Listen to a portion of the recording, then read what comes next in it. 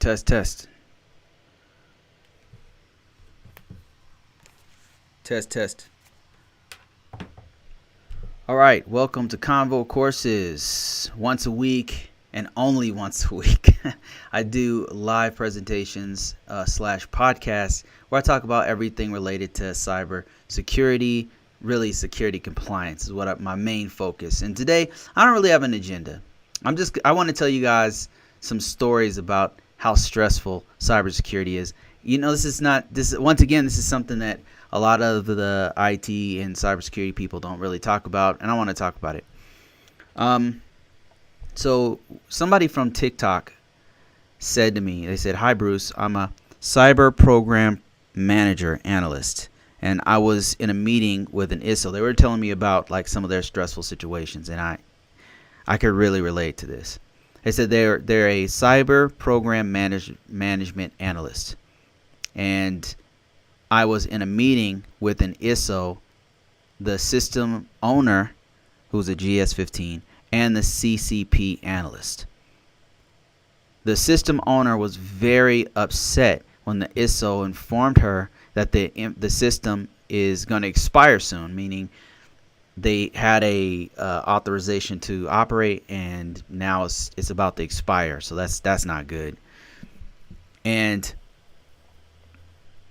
okay, so then they said that the ISO informed her that they had told the system administrator many times we have to fix this list of controls and take care of it. Otherwise we won't be able to go forward with an authorization to operate. Probably, the system was handed over to the government team lead to avoid any further problems. In other words, instead of sending the problems to the system administrator, they sent them to the government team lead.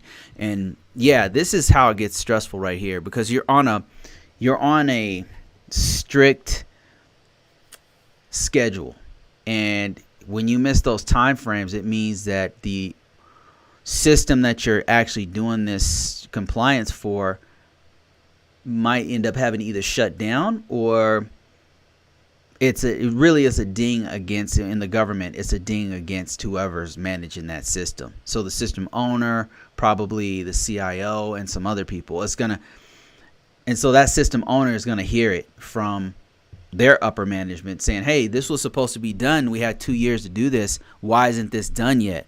And so that's kind of what happens. And I could just tell you some stories for myself.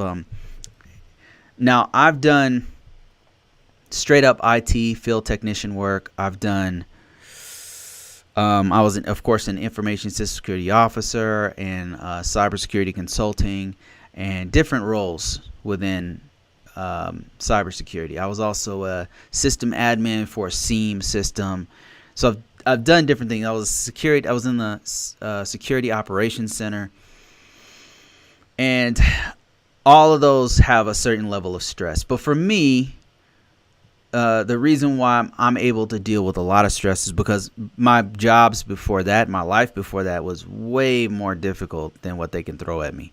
So I'll just go back to my military days. I was a cop. I was a police officer, and that had to be the most stressful thing I've ever done in my life. I mean, literally, sometimes it's life or death scenarios. It was really stressful, and yeah, the only thing I would say was comparable was like war. Like I was in a combat zone, and that is also equally stress. It's a different kind of stress, but very stressful, very, very, very stressful. And after dealing with all of that, when I'm dealing with just normal, we're not going to meet this, we can't do this thing in time, then it's different. It's different. Like I'm able to put things in perspective, because I realize, okay, if this system doesn't get up and running, okay, they might have to turn it off, but nobody died, right? Nobody's going to die. No physical harm is going to befall anyone. They'll be fine. They'll live.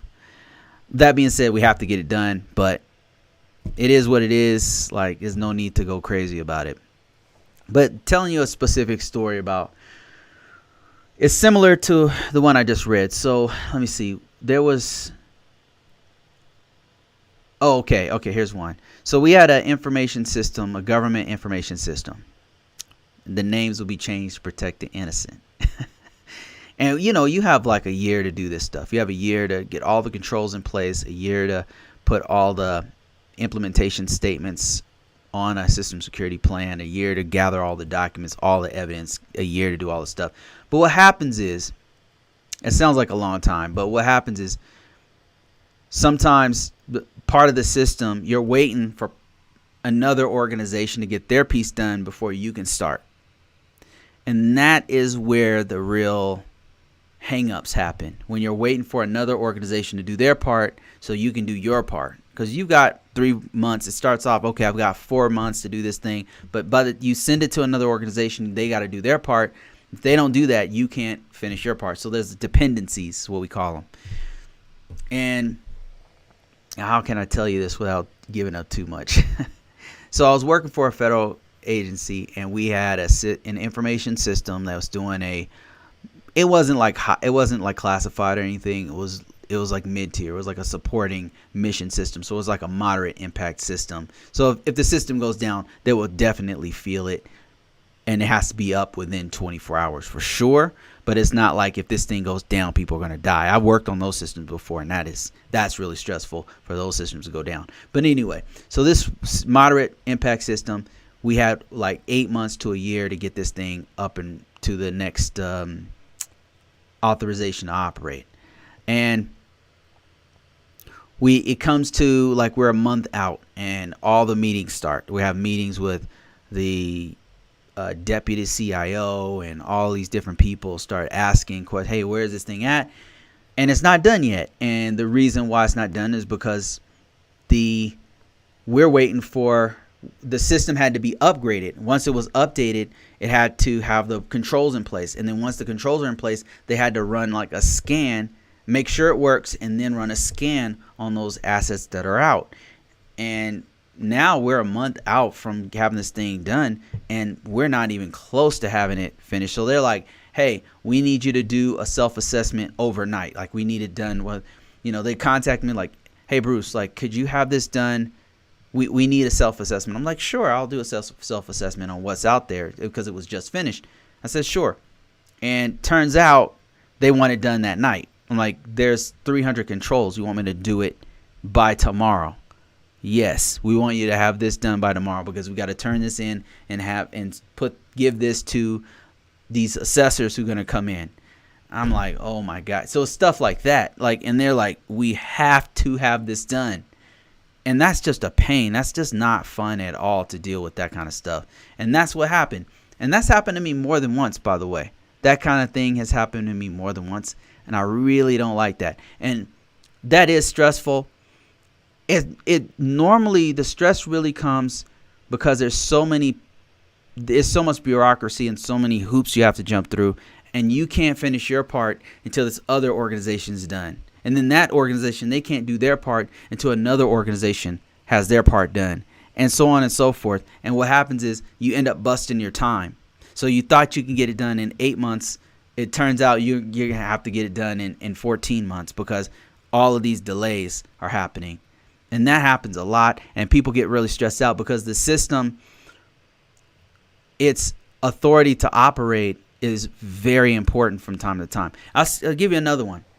So another super stressful situation I had in cybersecurity recently was that I'm working with a point of contact for a client, and we have to get their assessment complete, and then we have to get it a certificate to operate.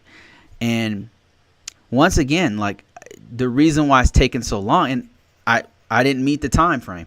The reason why is because I had to go through all of these other, I have to jump through all these other hoops to get anything done. And every time I want to get anything done, we have like 15 different assessments we have to do.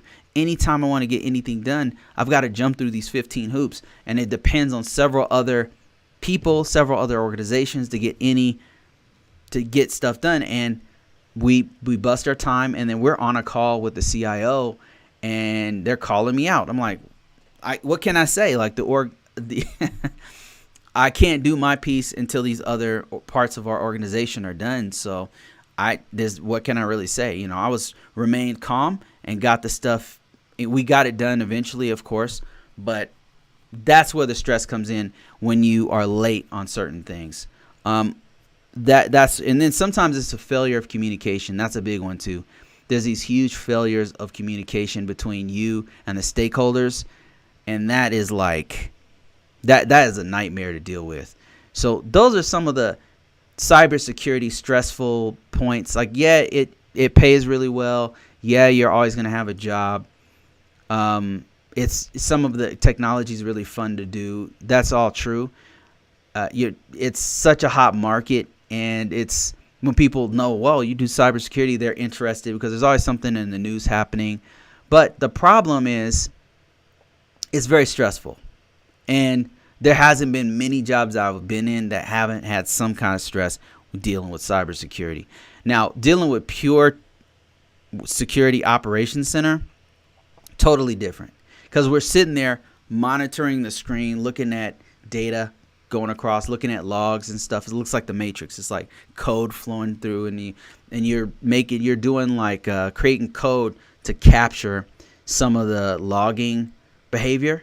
So, for example, if you see behavior where somebody's logged in the system 100 times in a minute, then you might make a script that will capture that information, and then flag that and report it to someone, because it does no good to just see a bunch of data just flowing across the screen, but you don't know when to stop. So you have to create content that will capture certain interesting events.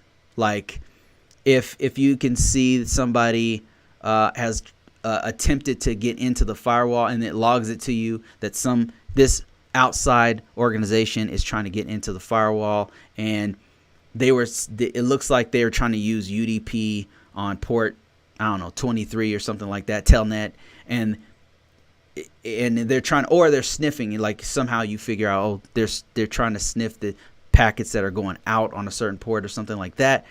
Or there's a sniffer inside your organization, and the logs pick that up, and you got to trace back, okay, where is this sniffer coming from within our organization? Is this legit? Is this one of our team? Is it somebody? No, it's somebody from another organization.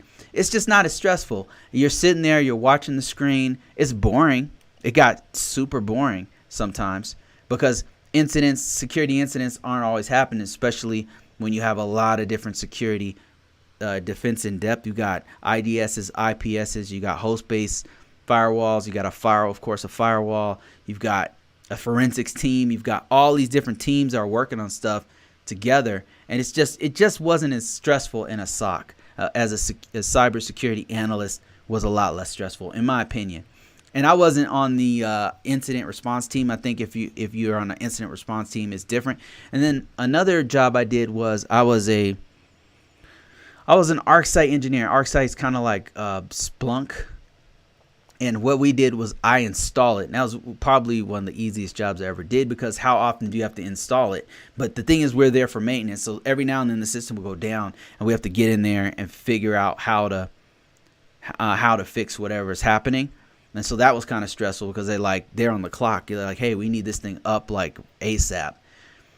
That was the only time it got stressful. And then there was some times when we had to put patches on it or something like that. But otherwise, we're just waiting for something to break. Like, we weren't doing stuff every day unless we had a big project where we're having to install some system all over the place. And then it was like the spike would go out up like this with the stress level. But with cybersecurity, it seemed like it was more of a steady pressure, because the clock is ticking.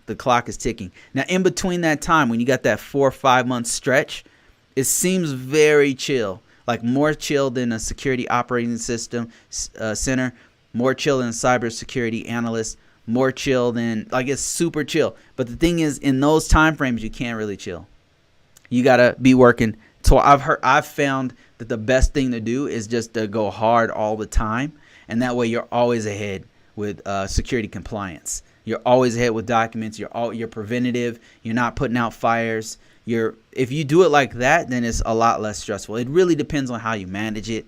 But I definitely can see how it can still be stressful, because sometimes you can't get things done until another organization does their part.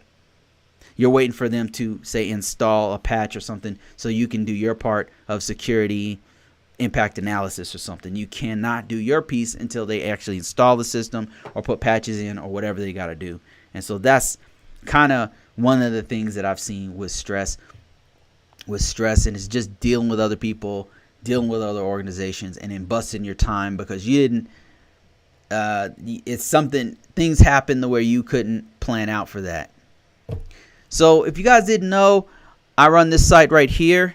It's called ConvoCourses, where I teach what I'm talking about, cybersecurity compliance, how to get into it, how to upgrade yourself. If you didn't know, it's actually free to log in. It's free to set to actually get in there, and there's tons of free stuff once you get in. If you want to preview the material, if there's tons of downloads that are free, and it's a great time to get in because pretty soon, once I put more documentation and more downloadables and more videos that are coming soon in these courses, I'm going to have to charge more because it's just that many hours of more content. Like some of these are going to double in content size, and so I'll have to increase the amount of that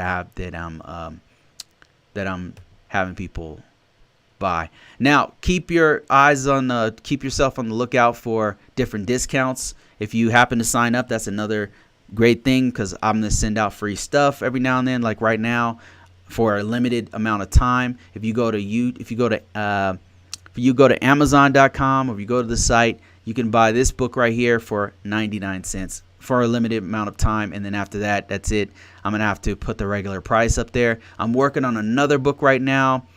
That's going to be, this one is just a guidebook. The other one's going to break down all the security control families and go in depth. And it's going to be a companion to my course that I have about going into security controls.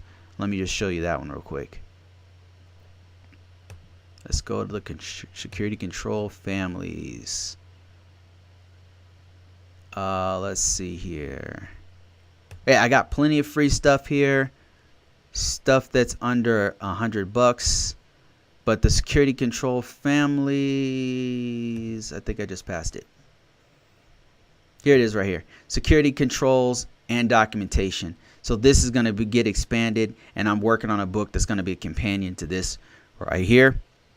And it'll be on Amazon. Hopefully I can put it on Google, and maybe even make a audio book.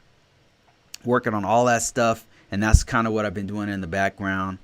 Just if you login's free, you'll get a chance to get my newsletter. And then on that newsletter, I send out free stuff, different stuff that you don't see on YouTube, stuff that's pointing things out on the site that you might not know, and more stuff to come. So all of that stuff is coming soon.